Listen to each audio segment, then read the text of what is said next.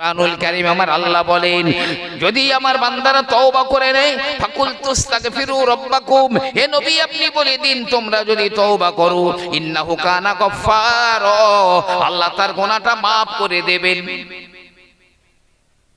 একদিন বলছে, হুজুর এই যে এত কথা বললো, সবার বললেন তওবা করো তওবা করো, বললে আরে আমি কোরআন থেকেই বলেছি, পাপ করেছে তওবা করো, ইন্নাহু কানা গফফার, আল্লাহ পাক নিশ্চয়ই ক্ষমাশীল, তিনি ক্ষমা করে দেবেন।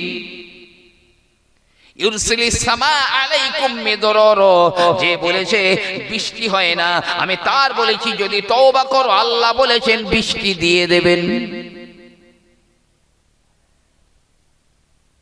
ওয়ায়ুমদিদুকুম বিআমওয়ালিন ওয়া বানিন, আর যে বলছো আমার অভাব অনটন রয়েছে, আল্লাহ বলছে তওবা করো তোমার অভাব অনটন আমি ঘুচিয়ে দেব। যে বলছে আমার সন্তান নাই, আল্লাহ পাক বলেন তওবা করো আমি আল্লাহ পাক তোমার সন্তান দিয়ে দেব।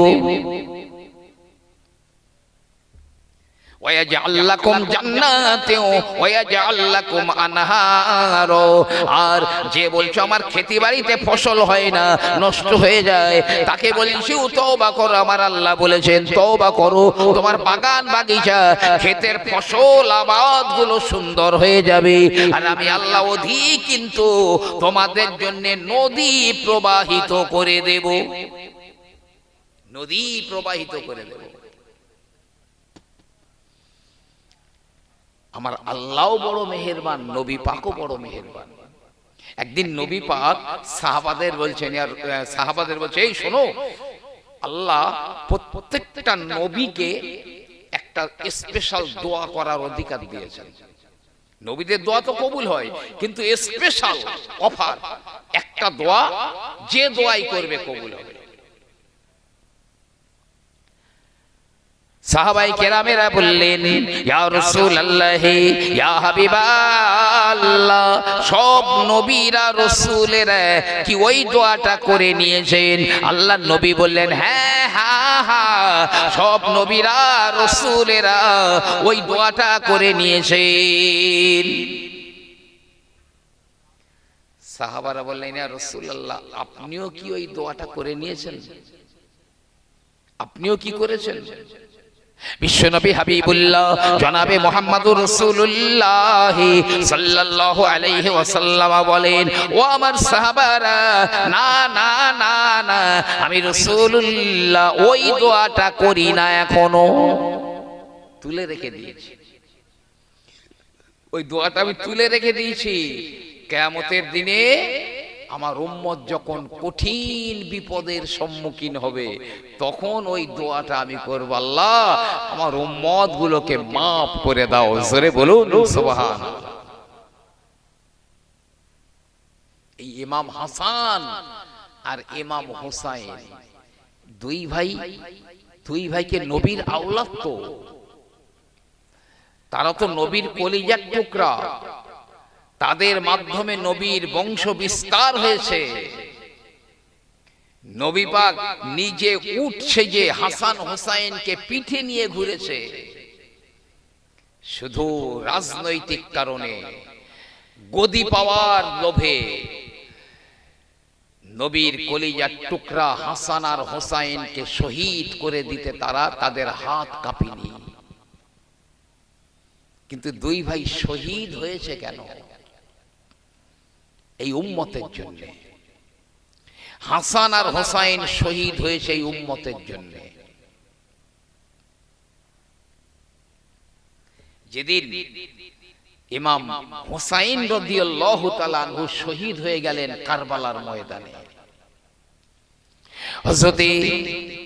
হযরতে উম্মে সালামা রাদিয়াল্লাহু তাআলা আনহা এবং হযরতে ইবনে আব্বাস রাদিয়াল্লাহু তাআলা আনহু স্বপ্ন দেখেন, আল্লাহর নবী খালি গায়ে, সারা গায়ে ধুলোবালি মাখা রয়েছে, আল্লাহর নবীর চেহারায় ধুলোবালি লেগে আছে, মাথাটা রুক্ষ, ধুলোবালি লেগে রয়েছে। আমার রাসূলুল্লাহর হাতে ছোট্ট একটা শিশিরি রয়েছে, ওই শিশিরের ভিতরে লাল রঙের কি একটা আছে। উম্মে সালামা রাদিয়াল্লাহু আনহা, আব্দুল্লাহ ইবনে আব্বাস রাদিয়াল্লাহু আনহু দুজনাই বলছেন, ইয়া রাসূলুল্লাহ, ইয়া হাবিবাল্লাহ, গা কেন, শরীরটা কেন আপনার খালি, সারা গায়ে কেন ধুলো মলিন হয়ে রয়েছে? ইয়া রাসূলুল্লাহ, আপনার হাতে ওই শিশিরের ভিতরে কি রয়েছে? নবী আমার বলেন, ও উম্মে সালামা ও আব্দুল্লাহ ইবনে আব্বাস, জানো না কারবালার ময়দানে আমার হোসাইনকে আজ ওই জালেমের দলেরা শহীদ করে দিয়েছে। আমি নবী কারবালার ময়দানে দাঁড়িয়ে দাঁড়িয়ে আমার হোসাইনের শহীদ হয়ে যাবার দৃশ্যটা দেখছিলাম। কারবালার ধুলোবালিগুলো গায়ে লেগেছে।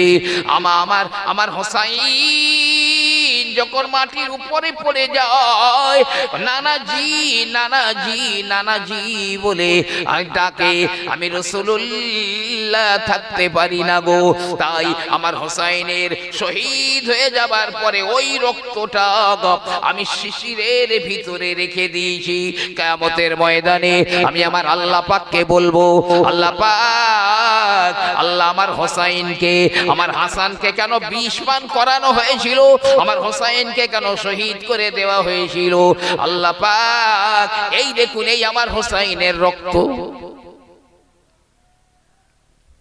আল্লাহ, এই এই এই শিশিরের মধ্যে আমার হোসাইনের রক্ত রয়েছে। আল্লাহ, আমার হোসাইন কি অন্যায় করেছিল, কেন শহীদ করে দিয়েছিল? এই রক্তের বিনিময়ে, আমার এই হোসাইনের রক্তের বিনিময়ে আমার যত গুনাহগার উম্মত আছে, আমার গুনাহগার উম্মত গুলোকে আল্লাহ মাফ করে দাও। আমার আল্লাহ পাক বলবেন, হাবিব, আজ আমার ওই হোসাইনের রক্তের ওসিলায় আমি আপনার গুনাহগার উম্মত গুলোকে মাফ করে দিলাম। বলুন না সুবহানাল্লাহ।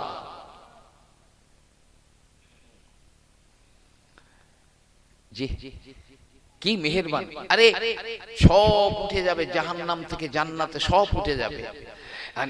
একটা লোক আছে আর জাহান্নামে, বহু লোক আছে কাফের বেঈমানরা, কিন্তু একটা লোক আছে, সে যে ঈমানদার এটা কোনো ফেরেশতা পর্যন্ত জানে না, কোনো নবী রাসূলও জানে না, শুধু আল্লাহ পাক জানেন কতটুকু ঈমান আছে।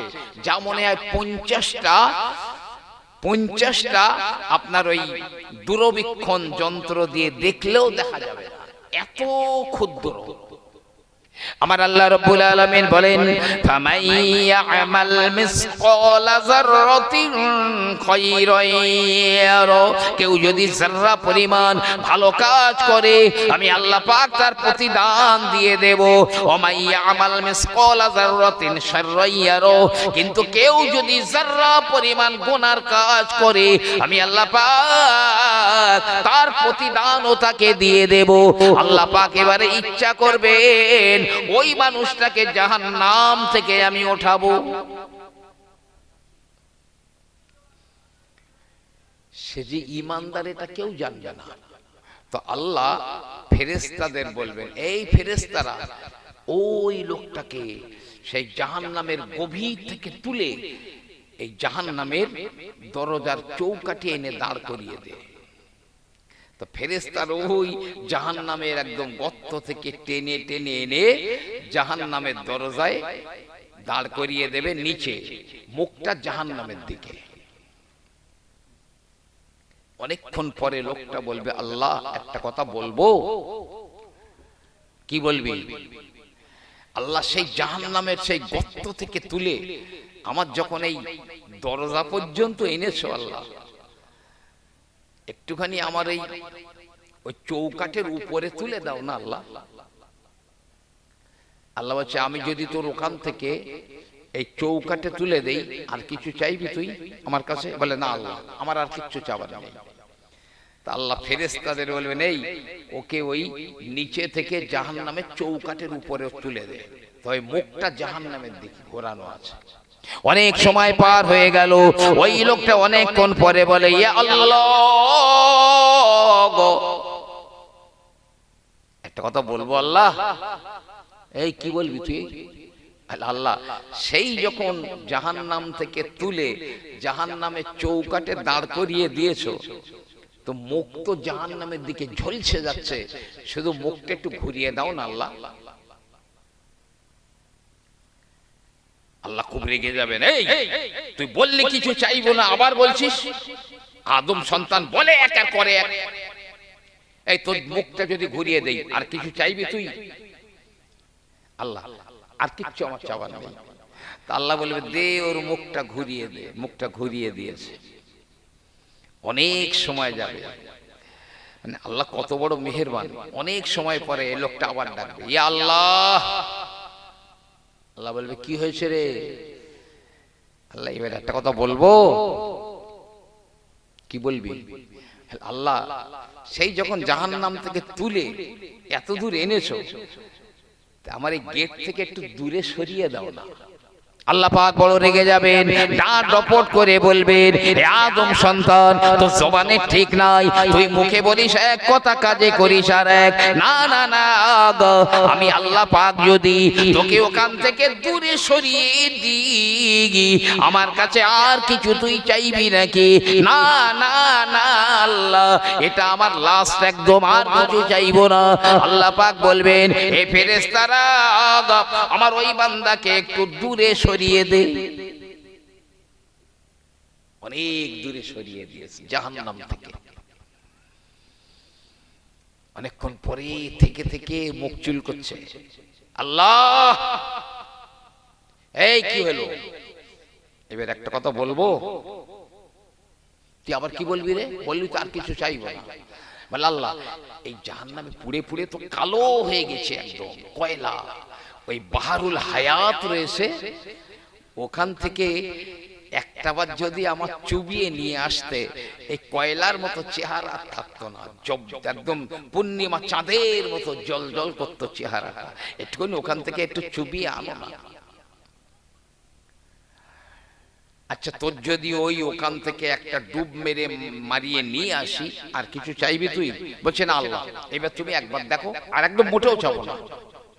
তা আল্লাহ বলবে যা, ওখান থেকে এই ফেরেশতারা ওখান থেকে একটা করে চুবন দিয়ে তুলে নিয়ে আয়। তুলে এনেছে, একদম দেহ ঝরঝরে পরিষ্কার চাঁদের মতো। এবার আল্লাহ বলছে, এই ফেরেশতারা এই শুনতে পাচ্ছে না, এই জান্নাতের দরজাগুলো খুলে দে, চোখের সামনে দেখো, খুলে দে। তা ফেরেশতারা জান্নাতের দরজা খুলে দিয়েছে, আর ও দেখছে জান্নাতীরা কি আরাম, কি সুখে, কি আনন্দে রয়েছে। লোকটা অনেক সময় থেকে থেকে থেকে থেকে বলবে, হে আমার আল্লাহ, হে আমার মাওলা। আল্লাহ বলবেন কি হয়েছে বল? ওই লোকটা বলবে, আল্লাহ একটা কথা কি আমি বলবো? আল্লাহ কি বলেন? কি বলবি রে? তুই তো বারে বারে বারে বারে ওয়াদা খেলাপ করিস, বড্ড রেগে যাবেন আমার আল্লাহ। বল কি চাইবি? বলে আল্লাহ পাক আমার জান্নাতে দিতে হবে না, শুধু একটুখানি জান্নাতের গেটে দাঁড় করিয়ে দাও।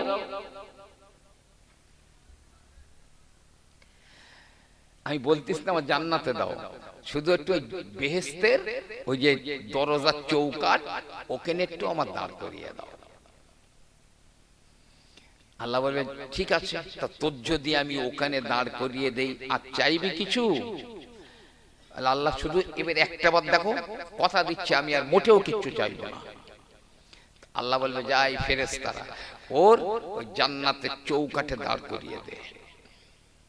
ফেরেশতার ওখানে দাঁড় করিয়ে দেবে, আর ও সব দেখতেছ তো জান্নাতের ভিতরে, ও কি আরাম, কি সুখ, কি শান্তি। যে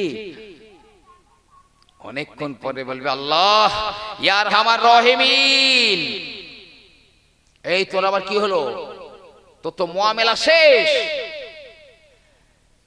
আল্লাহ এতটা দয়া যখন করে সেই জাহান্নামের নিচে থেকে এ পর্যন্ত এনেছো, একটু ফেরেশতাদের বলো না আমার পেছন দিয়ে যদি একটা লাথি মারে তাহলে তো আমি পড়ে যাই জান্নাতে। যে আল্লাহ আল্লাহ এত পরিমাণ রেগে যাবেন, জি বিশাল রেগে ডাঁট ডপট দিয়ে বলবেন, আমার আল্লাহ রাব্বুল আলামিন বলবেন, হে আমার বান্দা, আমি আর আমার রহিমিন, আমি সব দয়াকারীদের উপরে দয়াকারী। হে আমার মাওলা, হে আমার আল্লাহ পাক বলবেন, ও আমার বান্দারে, যা যা যা, আমি আল্লাহ তোকে জান্নাতের ভিতরে পুরো একটা দুনিয়া পরিমাণ জায়গা দিয়ে দিলাম তোর একার জন্য। পুরো দুনিয়াটা যত বড়, জান্নাতে অতটা জায়গা তোর দিয়ে দিলাম, যা। লোকটা জান্নাতে ঢুকেছে, ঢুকে দেখছে অত বড় দুনিয়ার মতন জায়গা দূরে রাখছে, একটা পা রাখতে পারতেছে না।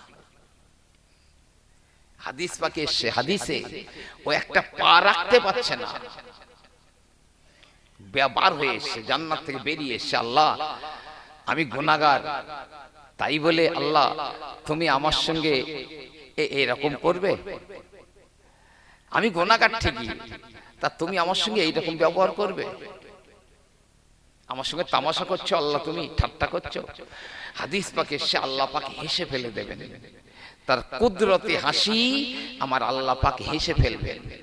আল্লাহ পাক হেসে হেসে বলবেন, হে আমার বান্দা, হে আমার বান্দা রে, দেখ দেখ, আমি আল্লাহ বলি একটা দুনিয়া পরিমাণ নয়, আমি আল্লাহ পাক ওই জান্নাতের ভিতরে তোর 10টা দুনিয়া পরিমাণ জায়গা দিয়ে দিলাম।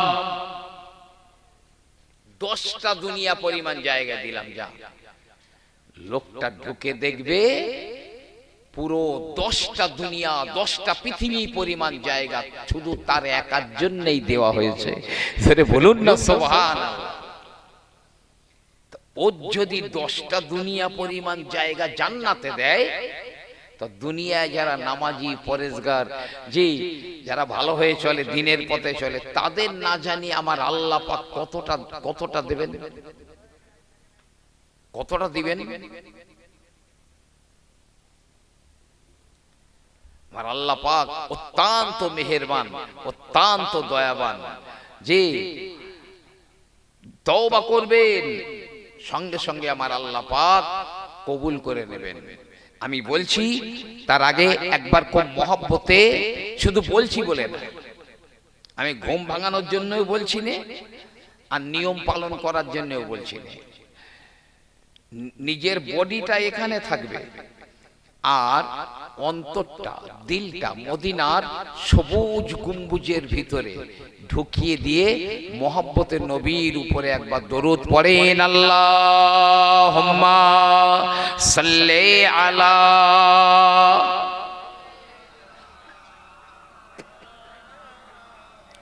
ওয়ালা আলি সাইয়্যিদিনা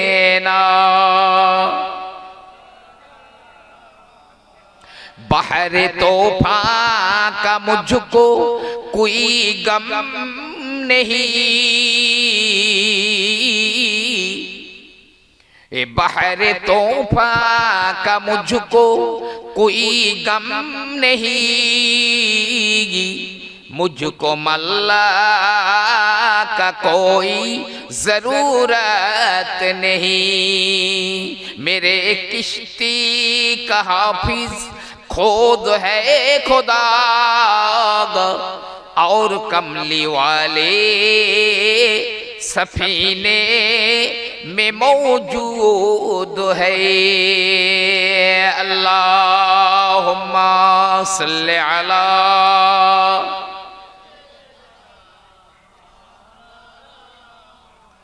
ওয়ালা আলি সাইয়্যিদিনা। কিয়ামতের দিনে ঘরবাড়ি থাকবে না, পাহাড় পর্বত থাকবে না, নদী নালা থাকবে না, পৃথিবীটা সমান হয়ে যাবে।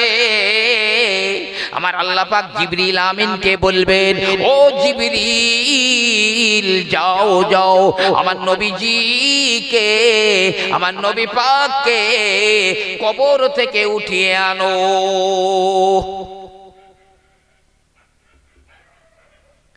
আমার নবীকে কবর থেকে ওঠাও। জিবরিল আমিন আলাইহিস সালাম দুনিয়াতে আসবেন, মসজিদ মাদ্রাসা নিজের জায়গাতে থাকবে না, মসজিদে নববীও ওই জায়গায় থাকবে না, সব পশ্চিম প্রান্তে টলমল টলমল করবে। জিবরাইল সারা দুনিয়া খুঁজে খুঁজে নবী পাকের কবর খুঁজে পাচ্ছেন না।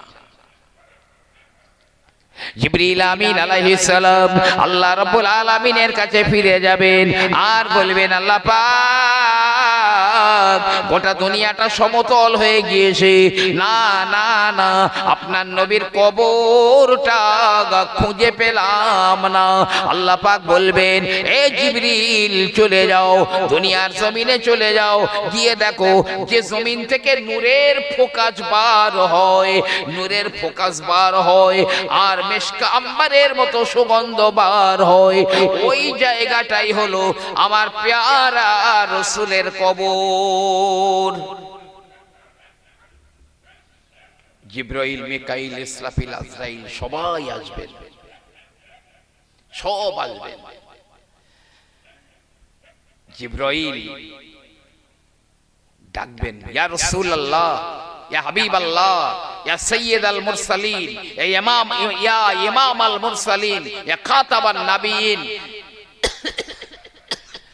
ইয়া রাহমাতাল লিল আলামিন, উঠে যান, কিয়ামত হয়ে গেছে, আল্লাহ আপনাকে উঠতে বলেছেন।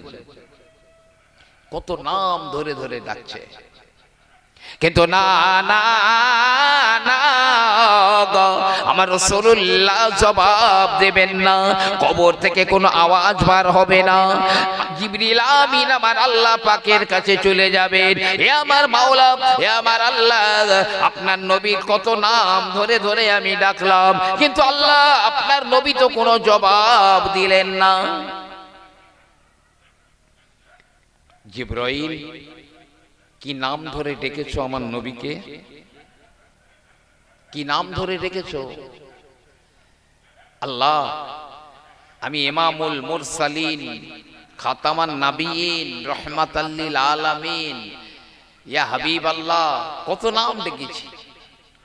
আমার আল্লাহ পাক বলবেন, হে জিবরাইল, আমার নবীর অন্য কোন নাম ধরে ডাকলে আজ উঠবে না।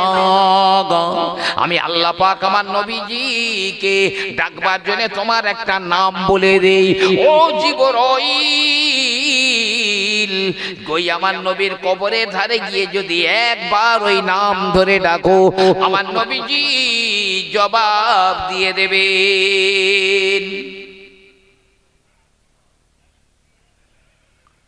কি নাম? আল্লাহ, কি নাম ধরে ডাকবো? আল্লাহ বলছে, শুধু গিয়ে বলো, ইয়া শাফিআল মুজনিবিন, হে গুনাহগার উম্মতদের সুপারিশকারী নবী, উঠে পড়েন, কিয়ামত হয়ে গেছে। দেখবে আমার নবী জবাব দিয়ে দেবেন। জিবরিল আমিন আলাইহিস সালাম চলে এলেন, মিকাইল রয়েছে। জিবরিল বলবেন, এ মিকাইল আপনি ডাকেন। মিকাইল বলবে, না না না সম্ভব নয়। এই ইসরাফিল আপনি ডাকেন। না না আমার দ্বারা সম্ভব নয়, পাছে কোনো বেয়াদবি হয়ে যায়। এ আজরাইল ডাকেন। না না না বেয়াদবি না হয়ে যায়। ও জিবরাইল, তুমি তো ওই নবীর বন্ধু ছিলে, নবীর কাছে ওহী নিয়ে আসতে, তুমি আল্লাহর নবীকে ডাকো।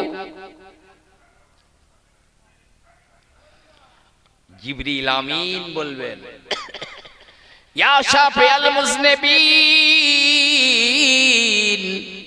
ইয়া শাফিআল মুজনিবিন, উঠে যান, কিয়ামত হয়ে গেছে, আমার আল্লাহ আপনাকে ডাক দিয়েছেন।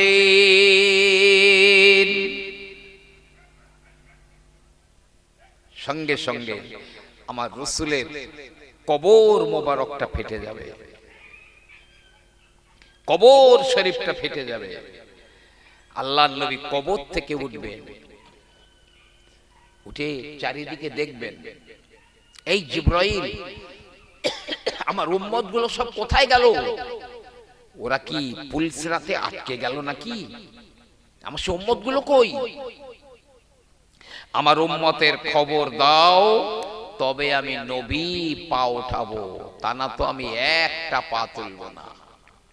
জিবরিল আমিন আলাইহিস সালাম বলবেন, ইয়া রাসূলুল্লাহ, ইয়া হাবিবাল্লাহ, হুজুর আপনি ব্যথা নিবেন না, কেউ এখনো কবর থেকে ওঠে না, আপনাকে প্রথমে কবর থেকে ওঠানো হয়েছে।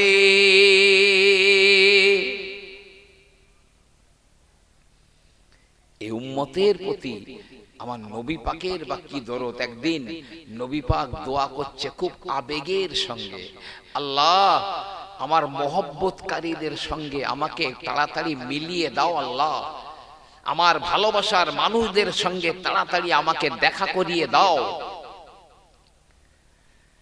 একজন সাহাবা বলছে, ইয়া রাসূলুল্লাহ, আপনি যেই আবেগ ভরা দোয়া করছেন, এই দোয়াটা কাদের সম্পর্কে? নবী বললেন, দেখো তোমরা সাহাবারা আমাকে মহব্বত করো, ঠিক কথা, তবে তোমরা জিবরাইলকে আসতে দেখেছো, কোরআন নাজিল হতে দেখেছো, আমি রাসূলুল্লাহ আমার চেহারাটা দেখেছো, কিন্তু আমার ইন্তেকালের পরে আমার কিছু উম্মত আসবে, আমার সেই উম্মত গুলো আমাকে না দেখে আমাকে ভালোবাসবে, মহব্বত করবে, নবী বলে মেনে নেবে। আমি রাসূলুল্লাহ আল্লাহর কাছে তাদের জন্য দোয়া চাইছি, আল্লাহ আমার ইন্তেকালের পরে আমি রাসূল আমাকে নবী বলে মেনে নিয়ে যারা ভালোবাসবে তাদের সঙ্গে আমি রাসূলের সঙ্গে তাড়াতাড়ি করে আল্লাহ তুমি মিলিয়ে দাও। একটু জোরে বলুন সুবহানাল্লাহ। নবীর তরিকা ধরুন, না হলে কপালে এত দুঃখ আসবে যা কল্পনা করতে পারবেন না। ওয়াজে আপনারা বহুবার হয়তো শুনে থাকবেন, আমার নবী পাকের প্রচন্ড জ্বর, বিশাল জ্বর, এত মাথা ব্যথা, মাথা তুলতে পারছেন না, নবীর পরিবারের সব গোল হয়ে দাঁড়িয়ে রয়েছে। জিবরিল আমিন আলাইহিস সালাম হাজির হয়ে গেলেন, ইয়া রাসূলুল্লাহ, ইয়া হাবিবাল্লাহ, একজনা ফেরেশতা আজ আপনার কাছে এসেছে, ওই দরজায় দাঁড়িয়ে রয়েছে, আপনার অনুমতি না নিয়ে ঢুকতে পারবে না। ওদিকে বাইরের দরজায় একজনা বলছে, এই নবীর পরিবারের মানুষেরা আমাকে একবার আল্লাহর নবীর দরবারে যাবার অনুমতি দেবে? আম্মা জান হযরতে ফাতেমা রাদিয়াল্লাহু তাআলা আনহা তিনি বলেন, আমি উকি মেরে মেরে দেখি দরজায় দাঁড়িয়ে রয়েছে শাখসুম মুহাব, ভয়ঙ্কর আকৃতির এক ব্যক্তি দাঁড়িয়ে রয়েছে। আম্মা জান ফাতেমা বললেন, ইয়া রাসূলুল্লাহ, আব্বাজান ভয়ঙ্কর এক ব্যক্তি দরজায় দাঁড়িয়ে রয়েছে, আপনার কাছে আসতে চাইছে, আমাদের এই কি বিপদের সময়। নবী বললেন, ফাতেমা চেনো ওনাকে? না, চিনি না তো। প্রিয় নবী আমার বললেন, হে বেটি ফাতেমা, উনি হলেন মালাকুল মউত, উনি হলেন আজরাইল। আল্লাহ নবী বললেন, এ মালাকুল মউত চলে এসো, চলে এসো। আজরাইল হাজির হয়ে গেলেন, আসসালামু আলাইকা ইয়া রাসূলুল্লাহ। হে আল্লাহর নবী, আমি জীবনে কারো অনুমতি নিয়ে যাই নাই, কিন্তু আল্লাহ আমাকে আজ বলে দিয়েছেন, এই আমার নবীর যদি অনুমতি না দেয় ফিরে চলে আসবে, বিনা অনুমতিতে যেন নবীর কাছে যাবে না। হুজুর, আল্লাহ আপনার দিদারের অপেক্ষায় রয়েছেন, একটু বলেন না সুবহানাল্লাহ। আপনি হুকুম দিলে রূহটা বার করে নেব। প্রিয় নবী সাল্লাল্লাহু আলাইহি ওয়াসাল্লাম বললেন, হে আজরাইল, আমি তো আমার রফিকে আলার সঙ্গে দেখা করার জন্য উদ্গ্রীব হয়ে রয়েছি।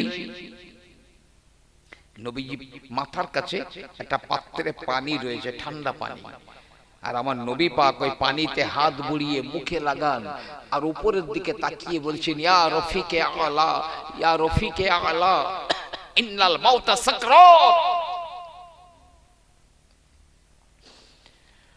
আল্লাহ নবী বলে, হে আজরাইল একটুখানি দাঁড়াও, একটুখানি দাঁড়াও, আমার একটু দরকার রয়েছে। হে জিবরাইল, আমি নবী তো ইন্তেকাল হয়ে যাব, আমি নবী দুনিয়া ছেড়ে বিদায় হয়ে যাব, আমার উম্মতেরা এতিম হয়ে যাবে, আমার উম্মতের কি হবে, একবার তুমি আল্লাহর কাছ থেকে জেনে এসো। জিবরাইল গিয়ে বলছে, আল্লাহ আপনার নবী তো উম্মতের জন্য ব্যতিব্যস্ত হয়ে যাচ্ছেন, আপনার নবীর উম্মতের কি হবে একটু বলুন। আল্লাহ বলছে, জিবরাইল যাও নবীকে গিয়ে বলে দাও, আমার নবী আর নবীর উম্মতেরা যতক্ষণ জান্নাতের ভিতরে না যাবে ততক্ষণ কোন নবী, কোন নবীর উম্মতেরা, কোন ফেরেশতারাও জান্নাতে ঢুকতে পারবে না। বলুন না সুবহানাল্লাহ। জিবরিল আমিন আলাইহিস সালাম আমার নবী পাকের দরবারে হাজির হয়ে যায়। ইয়া রাসূলুল্লাহ, আল্লাহ পাক বলে দিয়েছেন, আপনি আর আপনার উম্মতেরা যতক্ষণ জান্নাতের ভিতরে না যাবেন ততক্ষণ কোন নবী, নবীর উম্মতেরা, কোন ফেরেশতারা পর্যন্ত জান্নাতে যেতে পারবে না। নবী পাক বলছেন, আমি ওতে সন্তুষ্ট না। এই জিবরাইল, আমি ওতে খুশি না, আবার যাও। জিবরিল আমিন আলাইহিস সালাম আবারও তিনি চলে গেলেন, আবারও চলে গেলেন, গিয়ে বলে, আল্লাহ ওই সংবাদে আপনার নবী সন্তুষ্ট নয়, উম্মতের কি হবে বলে দিন। আল্লাহ পাক বললেন, হে জিবরাইল, আমার নবীর উম্মতেরা যদি মরণের 1 বছর আগে তওবা করে, আমি আল্লাহ পাক ওদের জীবনের গুনাহগুলো maaf করে দেব। নবী বললেন, হবে না। আল্লাহ বললেন 1 মাস আগে, নবী বললেন সে একই কেস। 1 সপ্তাহ আগে, আরে আমার উম্মত 1 সপ্তাহ পরে মরবে, জানবে কিভাবে? 1 দিন আগে। শেষ বেলায় আমার আল্লাহ বলে দিলেন, জিবরাইল আমার নবীকে গিয়ে বলে দাও গো, আল্লাহু ওয়ালিউল মুমিনিন, ইমানদার মানুষদের গার্জিয়ান আমি আল্লাহ হয়ে গেলাম, আমার নবীর বর্তমানে নবীর উম্মতের গার্জিয়ান আমি আল্লাহ হয়ে গেলাম। আর আমার নবীর উম্মত যদি মরণের সময় একবার তওবা করে নেয়, আমি আমার নবীর উম্মতের জীবনের গুনাহগুলো maaf করে দেব। নবী বলছে, আজরাইল এবারে আমি খুশি, আমার আল্লাহ আমার উম্মতের দায়িত্ব নিয়েছেন, মৃত্যুর সময় একবার তওবা করলে আমার উম্মতের সব গুনাহগুলো maaf হয়ে যাবে, আমি খুশি, এসো আমার রূহ বার করে নাও। আজরাইল আলাইহিস সালাম একটা হাত রেখেছেন নবী পাকের সিনা মোবারকের উপরে, একদম হালকা করে হাত রেখেছেন। নবী চিৎকার দিয়ে উঠলেন, আজরাইল কি করলেন? এই ওহদ পাহাড় তুলে এনে আমার বুকের উপরে চাপিয়ে দিলে গেল। ইয়া রাসূলুল্লাহ, ইয়া হাবিবাল্লাহ, না না না, আমি ওহদ পাহাড় তো চাপিয়ে দেই না হুজুর, আমি শুধু একটা হাত রেখে দিয়েছি হালকা করে। হুজুর, আমি এত হালকা ব্যবহার কোনোদিন কারো সঙ্গে করিনি, আপনার সঙ্গে আমি হালকা ব্যবহার করছি। নবী আমার বললেন, হে আজরাইল, তায়েফের মাঠে, তায়েফের ময়দানে বেঈমান বেদিনেরা এত পাথর মেরেছিল, আমার গায়ের চামড়াগুলো গেলিয়ে গিয়ে, ছিঁড়ে গিয়ে, রক্ত ঝরে ঝরে পায়ের জুতো জাম হয়ে গিয়েছিল, আমি বেহুশ হয়ে গিয়েছিলাম। ওহদের ময়দানে বেঈমানেরা পাথর ছুঁড়ে মেরেছিল, না না, আমার লোহার টুপির দাঁত কপালে ঢুকে গিয়েছিল, আমার দাঁত ভেঙে গিয়েছিল। না ও আজরাইল, ওই দিনে আমি এত কষ্ট পাই না। দাঁড়াও, হাত তোলো, হাত ওঠাও, এখন হাত তোলো, দাঁড়ান। নবীজি বলছেন, আজরাইল আমি বেগুনা মাসুম নবী, যদি আমার হাল এমন হয় তাহলে আমার গুনাহগার উম্মতের উপরে, গুনাহগার উম্মতের সঙ্গে কেমন ব্যবহার করবে একবার আজরাইল আমার সঙ্গে বলে দাও, আমার গুনাহগার উম্মতের সঙ্গে কি ব্যবহার হবে। ভাইরা আমার, বাবাজিরা আমার, আজরাইল আলাইহিস সালাম বললেন, ইয়া রাসূলুল্লাহ, ইয়া হাবিবাল্লাহ, আপনার সঙ্গে আমি যেমন ব্যবহার করছি আপনার উম্মতেরা এর চাইতে 10 গুণ বেশি কষ্ট পাবে, এর চাইতে 10 গুণ বেশি কষ্ট পাবে। নবী বলছে, আজরাইল এক কাজ করো, এখন থেকে আর কিয়ামত পর্যন্ত, এখন থেকে কিয়ামত পর্যন্ত আমার যত উম্মত আছে আর আসবে সবার সবার মৃত্যুর যন্ত্রণাটা এক জায়গায় করো, মৃত্যুর যন্ত্রণা এক জায়গায় করো, সব আমার বুকের উপরে চাপিয়ে দাও। দুনিয়াতে একটা দেখান তো, দুনিয়াতে একটা দেখান, এত মহব্বতের মানুষ আছে, এত ভালোবাসার মানুষ আছে। ভাই, নবীজির ওই জমানা থেকে আর কিয়ামত পর্যন্ত কত উম্মত আসবে, সবার মৃত্যু যন্ত্রণা বলছে আমার বুকে চাপিয়ে দাও। আজরাইল আলাইহিস সালাম বললেন, ইয়া রাসূলুল্লাহ, ইয়া হাবিবাল্লাহ, আপনি বিচলিত হবেন না, আপনার উম্মত যদি আল্লাহ ওয়ালা হয়, আপনার উম্মত যদি নবী ওয়ালা হয়, আপনার উম্মত যদি আল্লাহর মাহবুব হয়, আমি তার রূহটা বার করে নেব। ইয়া রাসূলুল্লাহ, ও বুঝতে পারবে না, সে জানতে পারবে না, মায়ের কোলে শিশু বাচ্চা দুধ খেতে খেতে ঘুমিয়ে যায়, ওই বাচ্চা যেমন ওর মুখ থেকে স্তনটা বার করে নিলে কিছুই বুঝতে পারে না। হে আল্লাহর নবী, আমি আপনার উম্মতের রূহটা এমন করে কবজ করে নেব, জোরে বলো না সুবহানাল্লাহ। শিশু বাচ্চার মতো ঘুমিয়ে পড়বে। আল্লাহ আর আল্লাহর রাসূল ছাড়া, বিশ্বাস করেন নবিয়ানা মেম্বারে বলছি, আপনার আপনজন আর কেউ নেই, কেউ নেই। গুনাহ যত হয়েছে আল্লাহ ক্ষমা করবেন, তবে একটা গুনাহ মাফ হবে না। নেমে যাব আমি, আমার নেমে যাওয়ার সময় হয়ে গেছে, নেমে যাব। আমার পরবর্তী বক্তা